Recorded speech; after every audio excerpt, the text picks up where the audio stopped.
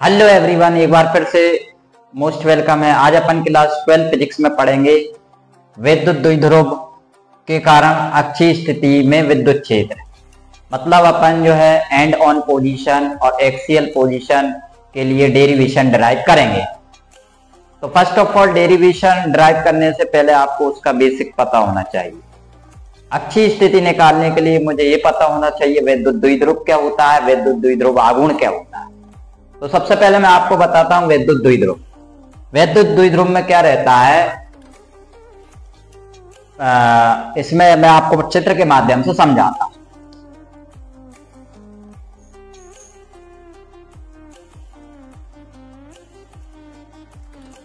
इसमें क्या करा मैंने, समान परिमाण के दो विजातीय आवेश ले रहा हूं। तो समान परिमाण मतलब इक्वल मैग्नीट्यूड के दो विजातीय आवेश रिपल्जन चार्ज ले रहा हूं। तो मतलब मान के चलिए ये आपका प्लस क्यू आवेश है और ये आपका मेरे भाई माइनस क्यू आवेश है। समान परिमाण के दो विजातीय आवेश ले लिए। अब दोनों के बीच का डिस्टेंस मेरे भाई कितना है,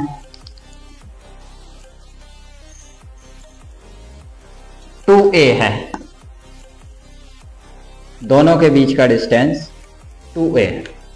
तो समान परिमाण के दो विजातीय आवेश एक दूसरे से 2a दूरी पर स्थित हों तो इससे बने निकाय को अपन क्या कहते हैं, विद्युत द्विध्रुव कहते हैं। विद्युत द्विध्रुव आघूर्ण किसे कहते हैं, जैसे कि मान के चलिए विद्युत द्विध्रुव आघूर्ण को अपन P से डेनोट करते हैं। तो इसमें क्या करते हैं, कोई भी एक चार्ज ले लीजिए, कोई भी एक आवेश ले लीजिए।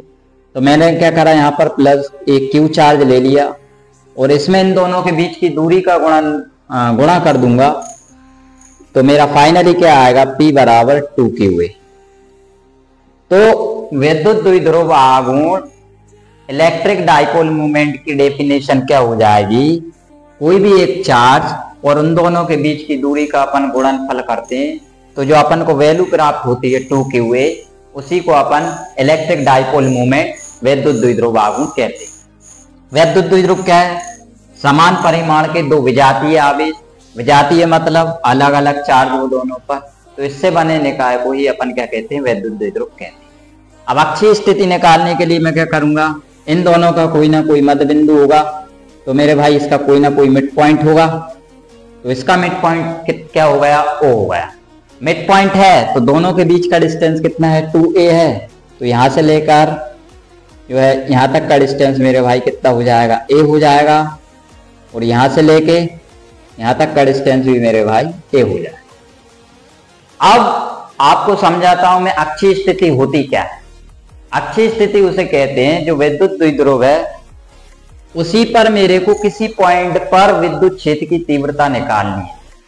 वह पॉइंट विद्युत क्षेत्र में इसी वह पॉइंट जो है, जैसे मान के चलिए यहां पर क्या करा मैंने,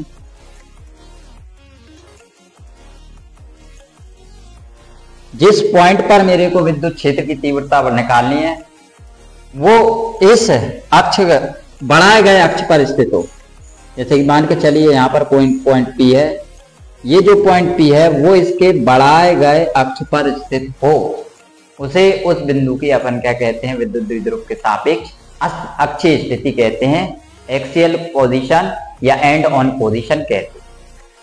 मतलब कहने का मतलब यह है जो विद्युत द्विध्रुव है उसी पर बढ़ाए गए अक्ष पर कोई बिंदु P है जिस पर मेरे को विद्युत क्षेत्र की तीव्रता ज्ञात करनी है, उसी अक्ष पर स्थित होता है तो अपन उसको विद्युत द्विध्रुव के सापेक्ष अक्षीय स्थिति कहते हैं। तो इस डेरिवेशन को ड्राइव करने के लिए मैं क्या करूंगा मेरे भाई, मेरे को क्या दिया यहां पर, माना A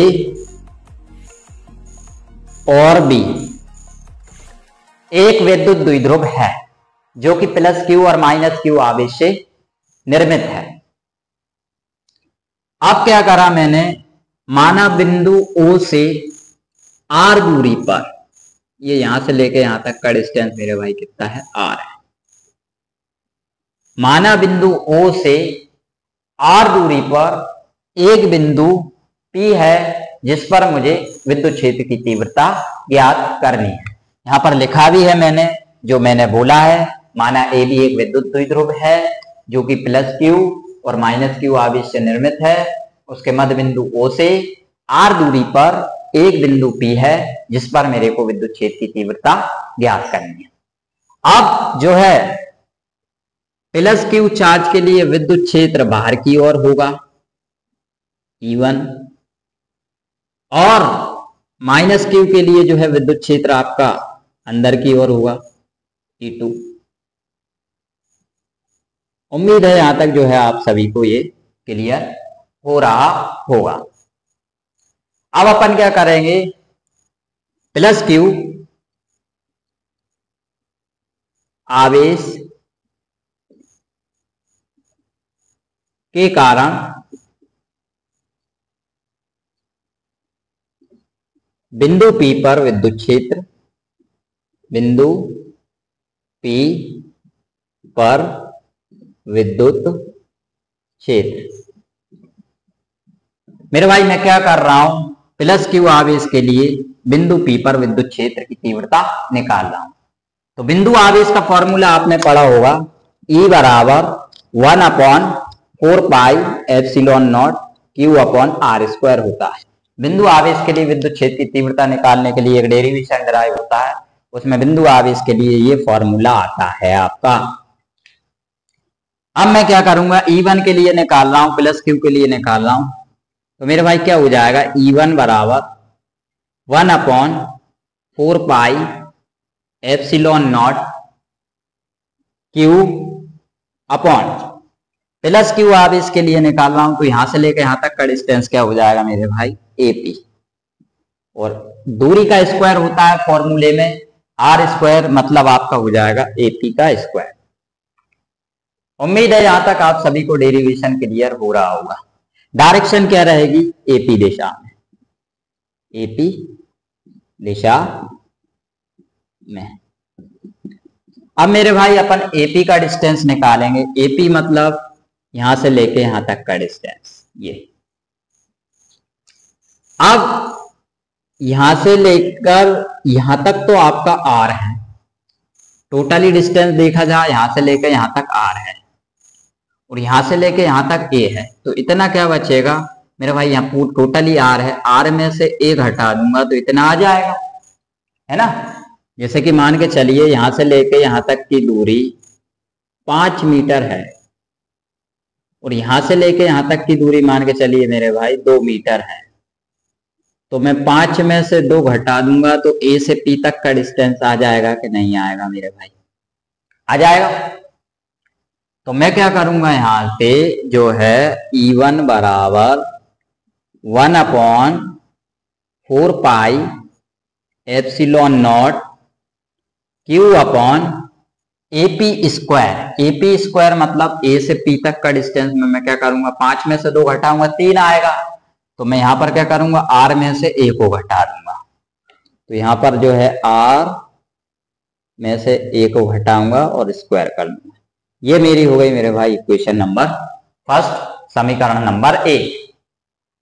ये 5 को भले ही आप जो है रफ कर दें, वो तो समझाने के लिए था।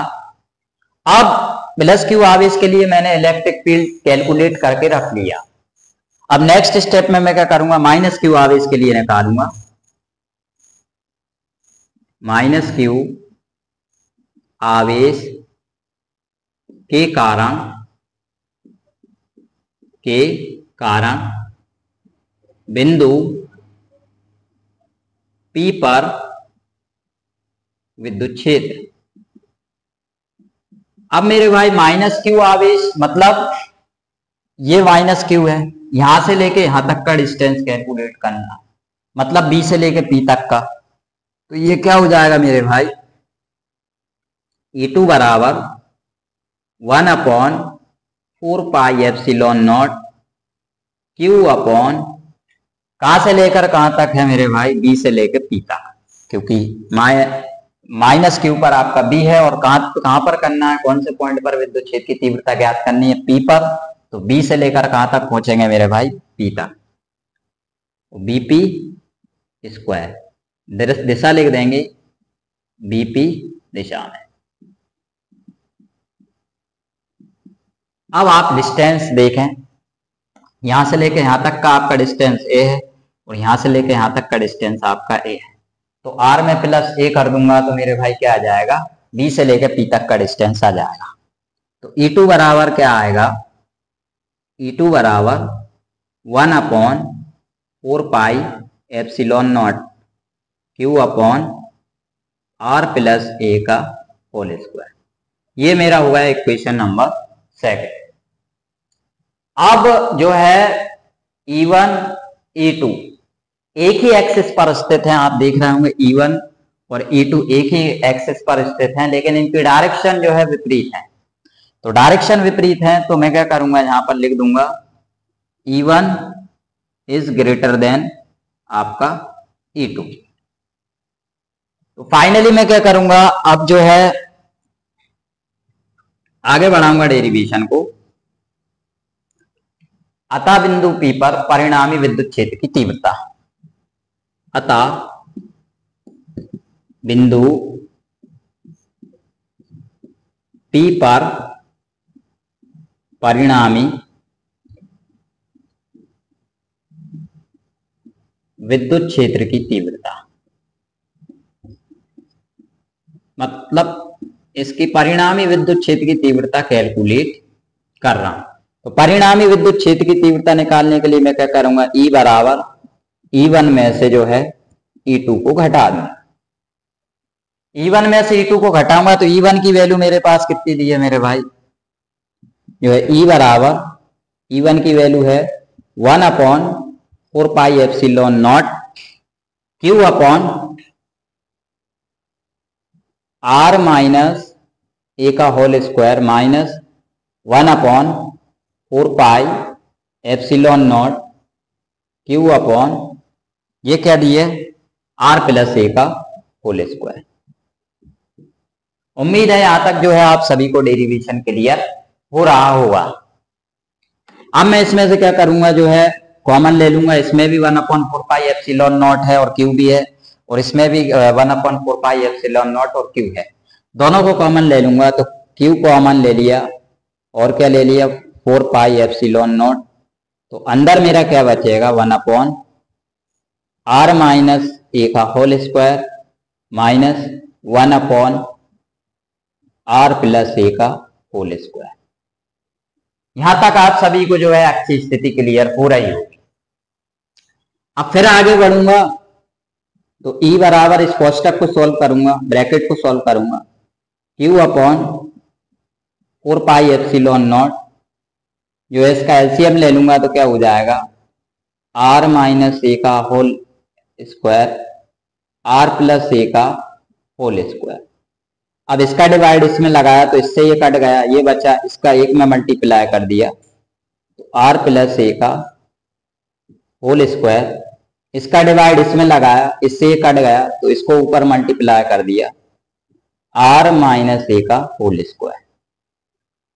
मतलब इन दोनों का एलसीएम लिया, फिर क्या करा, इसका यहां पर मल्टीप्लाई कर दिया, इसका यहां पर मल्टीप्लाई कर दिया। ऐसे भी आप इसको समझ सकते हो। अब आगे बढ़ेंगे तो मैं क्या करूंगा, यहां पर मेरे भाई जो है E बराबर Q upon 4 pi epsilon naught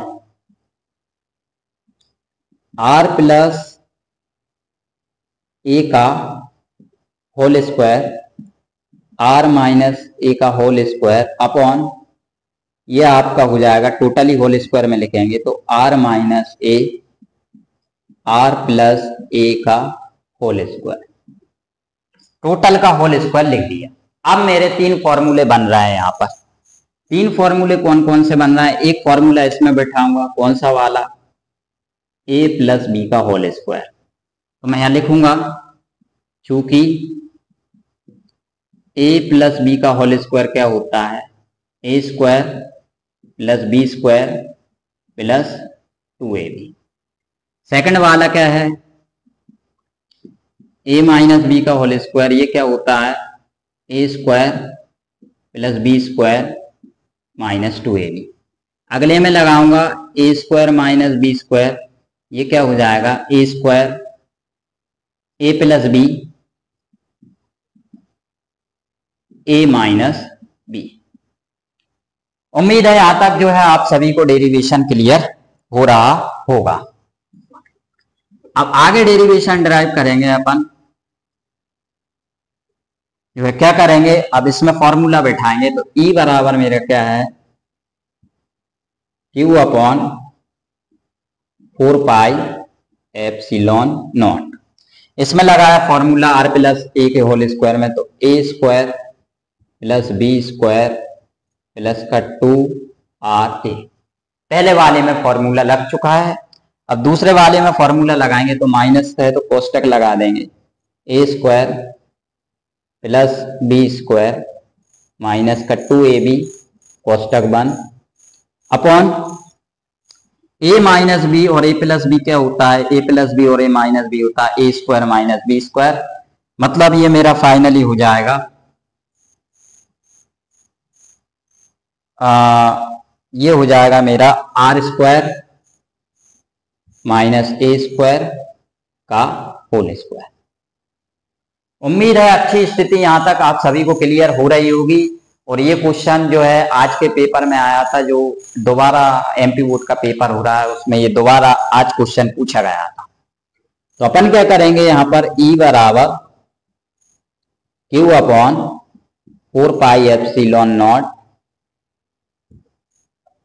अब मैं जो है माइनस वाला कोष्टक खोलूंगा, R square plus A square plus 2RA minus R square minus A square plus का 2RA upon R square minus A square का होल स्क्वायर।